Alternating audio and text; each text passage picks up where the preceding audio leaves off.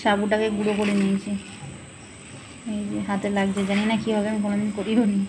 সাবুটাকে গুঁড়ো করে নিয়েছি, আর নিয়েছি চন্দ্রমুখী আলু, যেটা একদমই নরম হয়ে গেছে, মানে সিদ্ধ সুন্দর হয়ে গেছে। আর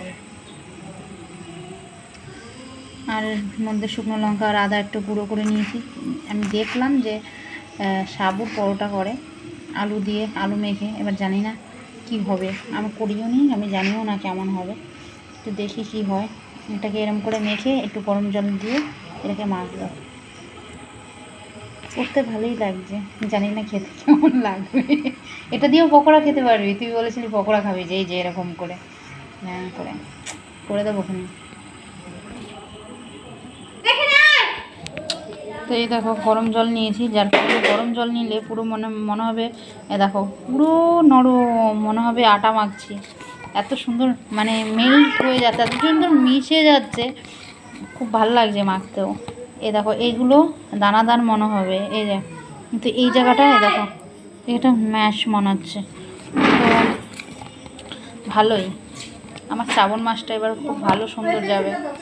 তো এর সাথে আমি একটু ঘিও নিয়েছি, যেটা বলতে ভুলে গেছি, ঘি নিয়েছি। দেখো মাখলে আটার মতো, কোনো কিছুই হাতে লাগছে না, একদম পরিষ্কার। এর সাথে একটু গোটা জিরেও দিয়েছি হালকা, খেতে কিন্তু ভালোই লাগবে হয়তো, কারণ মাখতে যখন ভালো লাগবে খেতেও ভালো লাগবে। এই দুটো আমি রেখেছি পকোড়ার জন্য, পনির দিয়ে কোনোদিন করিনি, দেখলাম তাই আজকে প্রথম ট্রাই করছি। রাধারানী জানে কেমন হবে, সেই পারে, আমি কিছু পারি না করতে, কিছু জানিও না করতে। তো সত্যি আমি রান্নাবান্না ভালো পারি না, তো আমি তার সহায়, তার সেই করে, আমি কিছু করি না, আমি কিছু পারিও না, আমার সেই সাধ্য নেই। তো রাধারানী তুমি করো।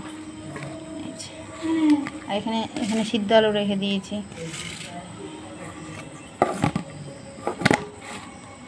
এটাকে ভালো করে মেখে পরোটা করব।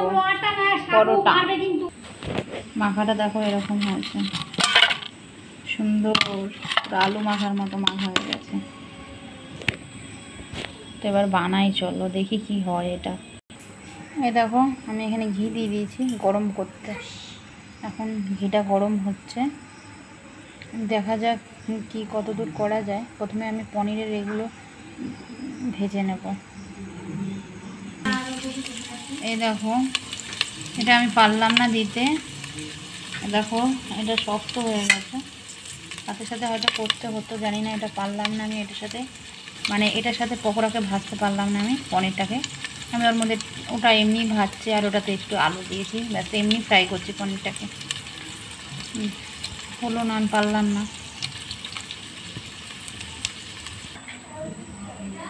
হচ্ছে না বলে এই যে পনিরগুলো এমনি ফ্রাই করেছি, আর দেখাচ্ছি তোমাদেরকে, এই যে এটা কেমন দিয়েছি, দেখা যাক কি হয়, জানি না।